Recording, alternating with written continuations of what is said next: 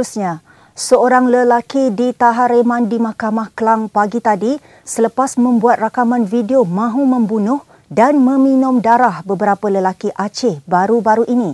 Perkara tersebut disahkan Pengarah Jabatan Siasatan Jenayah Selangor, Senior Assistant Commissioner Datuk Fazil Ahmad.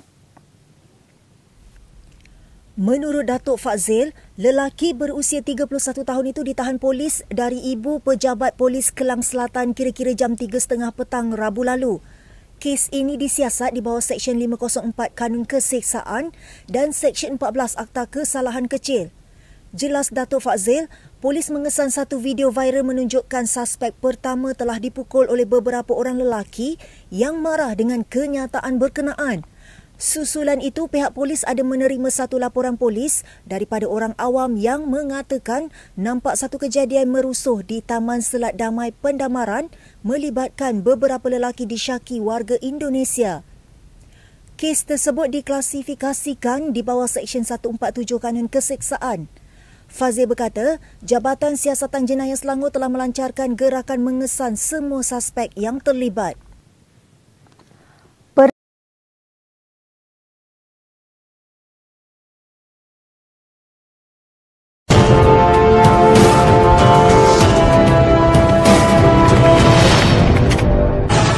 Mengeluarkan perkataan jelek sehingga menimbulkan kegusaran oleh seorang lelaki di Kelang, Selangor menjadi tular di media sosial, akhirnya diberkas.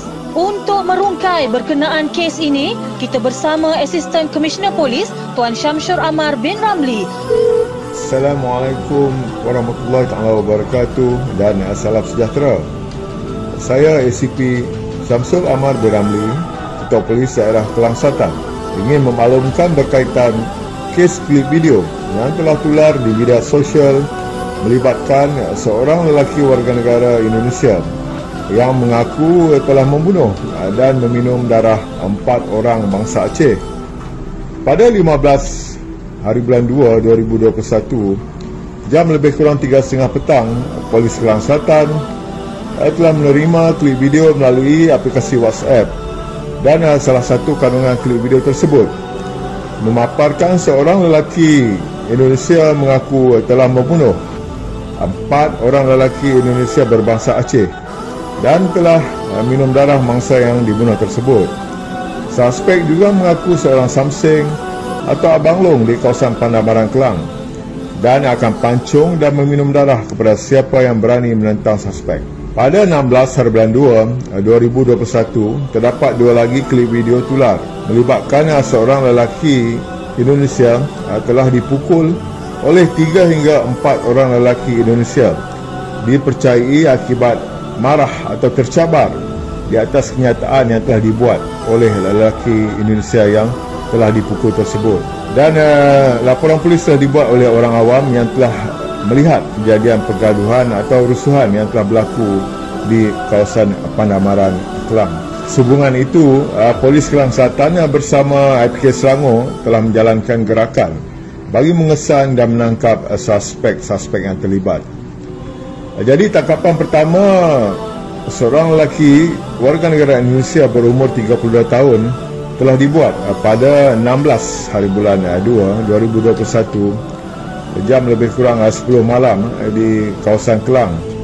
Dan tangkapan ini tidak mempunyai sebarang dokumen perjalanan yang sah dan beliau terlibat dalam kejadian pergaduhan atau rusuhan di kawasan Pandamaran tersebut. Manakala tangkapan seterusnya dibuat pada 17 hari bulan 2 2021 jam 5.30 petang di sebuah rumah beralamat di Tanjung Sepat, Selangor. Dan tangkapan ini seorang lelaki Indonesia berumur 31 tahun yang merupakan suspek yang mengaku telah membunuh dan meminum darah 4 orang Aceh. Dan tangkapan ini juga tidak mempunyai sebarang dokumen perjalanan yang sah. Kedua-dua suspek ini akan direman pada hari ini, iaitu 18 hari bulan 2 2021 di Mahkamah Kelang. Dan siasatan kita akan teruskan dan kita juga masih giat memburu suspek-suspek yang masih bebas. Kes disiasat di bawah Seksyen 504 Kanun Keseksaan kerana dengan sengaja mengaitkan dan dengan jalan mendatangkan kebangkitan marah kepada seseorang yang membawa hukuman penjara sehingga 2 tahun atau dengan denda atau kedua-duanya sekali jika sabit kesalahan.